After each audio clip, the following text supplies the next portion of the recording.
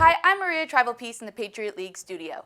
Today I'm joined by retired United States Navy captain and NASA astronaut Wendy Lawrence. Wendy, thank you so much for joining us today. My pleasure to be here, Maria. Thanks for the opportunity. We are so excited that you're here. You actually helped start the rowing program at the Naval Academy while you were there. Why was this something that was so important to you? Well, ended up in the second class of women to join the United States Naval Academy. So when we showed up in the summer of 1977, there weren't a lot of sporting opportunities. Very small population of women in the Brigade of Midshipmen at that time. But we were still required to do physical training as part of the mission of the United States Naval Academy. It started with one of my female classmates who had rowed in high school, and she very much wanted to have the opportunity to continue rowing at the Naval Academy. So she came to me. We went over to the boathouse, talked to one of the coaches there.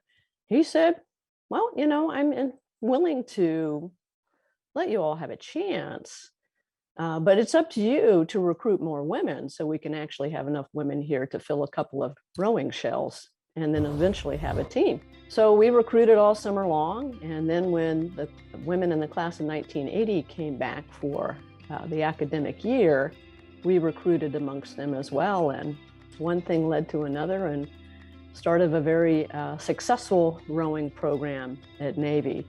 So at the time, I don't know that we had any motivation beyond just wanting to have a sport to participate in. I don't think we had the perspective to understand what we were really doing and the legacy that we would eventually create. And I say that because that's what the current rowers have said to me. We just wanted to have a fun sport to participate in. How proud are you of the current rowers when they come up to you and say, you're the reason that we're here, you helped us so much? How does that make you feel? Incredibly humble, very honored as well. I look at the current rowers there and I think, man, there's no way I could have made the team right now. I'm not a very tall person. I probably should have been a coxswain, but I have way too much energy. I'm just under 5'3". And back when we were starting the team, we needed anybody and everybody who wanted to sit in the rowing shell and work hard. Now these women are incredibly talented. They're great athletes, much taller than I am. And they've done a phenomenal job year after year. I am very proud of them. And again, it's an honor to look back and say, we had no idea what we were doing over 40 years ago. But I'm really happy with what it has led to. So that was 40 years ago. 50 years ago, Title IX was signed as a law. How do you think that was able to help you, start that rowing team at the Naval Academy? Again, for us being, 18, 19 years old at the time, I don't think we had the perspective to understand the power of Title IX and the changes that Title IX was making for women at that point in time.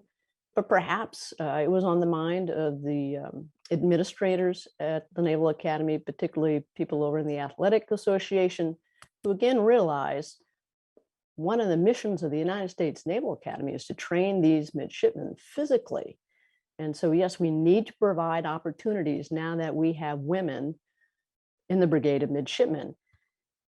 Well, if I remember correctly, when I showed up in the summer of 1977, the only varsity programs available for women, I think, was basketball, volleyball, and perhaps gymnastics. I'm not sure gymnastics was really considered a varsity sport or just a club sport for women, but there were very few opportunities. So I credit the athletic director at the time and the coaches on the staff who understood that they needed to continue to expand the women's opportunities, particularly as we were each year going to bring more women into the Brigade of Midshipmen. Speaking of opportunities, when you graduate from the Naval Academy, you go on to be the first graduate of Navy to fly in outer space. What was that like? Well, first female graduate of the Naval Academy to fly in space. There were many men before me who had broken that barrier and served as great role models for me. I think anytime you are the first to do something, again, it's a very humbling experience. You feel honored to be in that position. Oftentimes you realize, it could have been anybody else. It just worked out for me timing wise. I was in this position to be the first.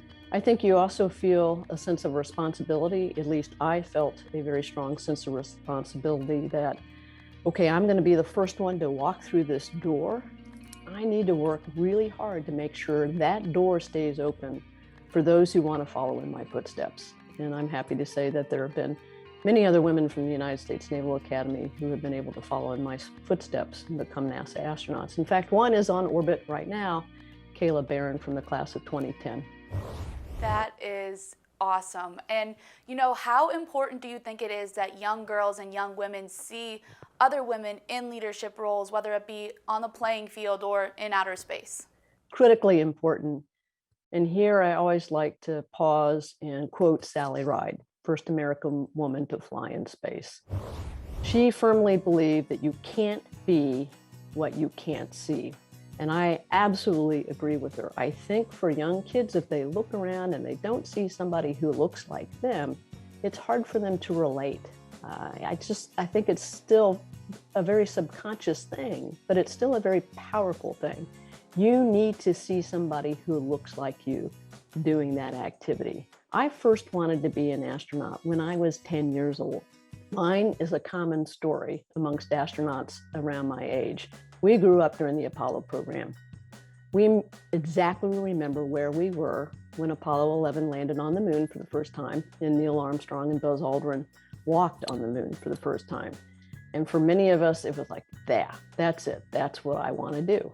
So you could say, no, I didn't see anybody who looked like me walking on the moon or as astronauts at NASA at that point in time.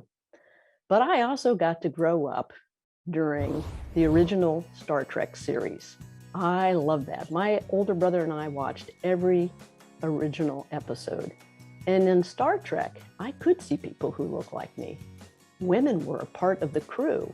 And so I think I could look at that and say, see, women are flying in space, even though it was just a TV show.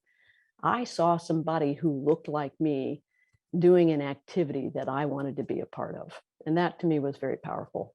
It's incredibly powerful. And last question for you, what would your advice be to a young girl who maybe wants to do something where she right now isn't seeing somebody looking like her in that role? What would your advice be to her, how she can accomplish that? You owe it to yourself to try. Who knows? Maybe you become the first. Maybe you're the one to blaze that trail. But just because you don't see somebody who looks like you, don't let that stop you from pursuing your dream. Go out and find people who want to support you. Trust me, those people are in your life right now. Your family members, your teachers, your coaches, adults that are involved in other activities that you're a part of, your friends. Surround yourself with people who want to help you move closer to your dream, not distract you and move you farther away from it, but go for it. Don't sell yourself short. You do not know how it's going to work out until you have the courage to take those very first steps. Well, Wendy, that was incredibly said. Thank you so much again for joining us. Thank you again, Maria. I appreciate the opportunity to join you today.